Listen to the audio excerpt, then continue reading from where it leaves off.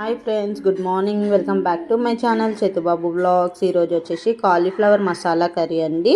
ముందుగా cauliflower cut చేసుకొని ఏదైతే ప్యాన్లో మనం వాటర్ బాయిల్ చేసుకుంటున్నాం కదా, అందులో కొంచెం సాల్ట్ వేసేసి మంచిగా కాలీఫ్లవర్ని మెత్తగా అయ్యే వరకు బాయిల్ చేసుకోండి. లైక్ 80% అయ్యే వరకు, ఓకేనా. ఆ 80% అయ్యేలోపు మనము ఉల్లిగడ్డ, పచ్చిమిర్చి, టమాటా ఇవన్నీ కట్ చేసుకొని, మనకి ఏదైతే టమాటా, పుదీనా, మీ దగ్గర ఎండు కొబ్బరి ఉంటే ఎండు కొబ్బరి, పచ్చి కొబ్బరి ఉంటే పచ్చి కొబ్బరి వేసి కొంచెం జీలకర్ర వేసేసి గ్రైండ్ చేసుకోండి. మెత్తగా ఫైన్ పేస్ట్ లాగా గ్రైండ్ చేసుకోండి, ఓకేనా. నెక్స్ట్ ఒక ప్యాన్ పెట్టుకొని అందులో కొంచెం ఆయిల్ వేసేసి, ఆయిల్ కొంచెం హీట్ అయిన తర్వాత ఉల్లిగడ్డ, పచ్చిమిర్చి వేసిన తర్వాత అది కొంచెం మంచిగా వేగనివ్వండి.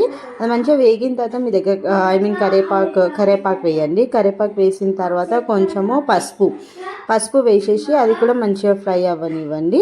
నెక్స్ట్ కొంచెం అల్లం వెల్లుల్లి పేస్ట్ వేసేసి ఒక 5 to 10 seconds వరకు ఫ్రై చేసుకోండి, ఎందుకంటే అల్లం వెల్లిగడ్డ వాసన పోవాలని.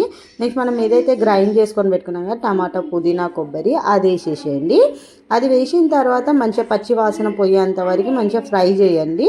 మంచిగా వేగిన తర్వాత మీకు గ్రేవీ కన్సిస్టెన్సీకి వాటర్ వేసుకోండి. ఎంతైతే వాటర్ కావాలో అంత వాటర్ వేయండి. ఆ వాటర్ వేసిన తర్వాత వాటర్ మంచి ఆయిల్ అనేది పైకి వచ్చిన తర్వాత అందులో కొంచెం ఏమంటారు కారం, ఉప్పు, ధనియాల పొడి వేయండి. వేసిన తర్వాత అట్ని పోయిందండి. వేసిన తర్వాత కాలీఫ్లవర్ వేసేసుకొని అది కొంచెం మంచిగా ఉడకనివ్వండి.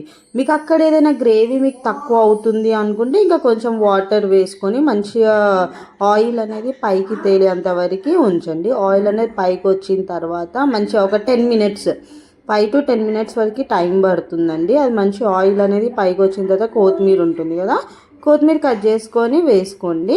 వేసుకున్న తర్వాత ఒక 5 minutes ఉంచేసి దించేసేయండి. ఇది వచ్చేసి మనకు పూరి, చపాతీ, రైస్ దేంట్లోకైనా మంచిగా ఉంటుందండి, ఓకేనా. థ్యాంక్ యూ ఫర్ వాచింగ్ అండి. Please comment to my channel, like, share and subscribe to my channel అండి.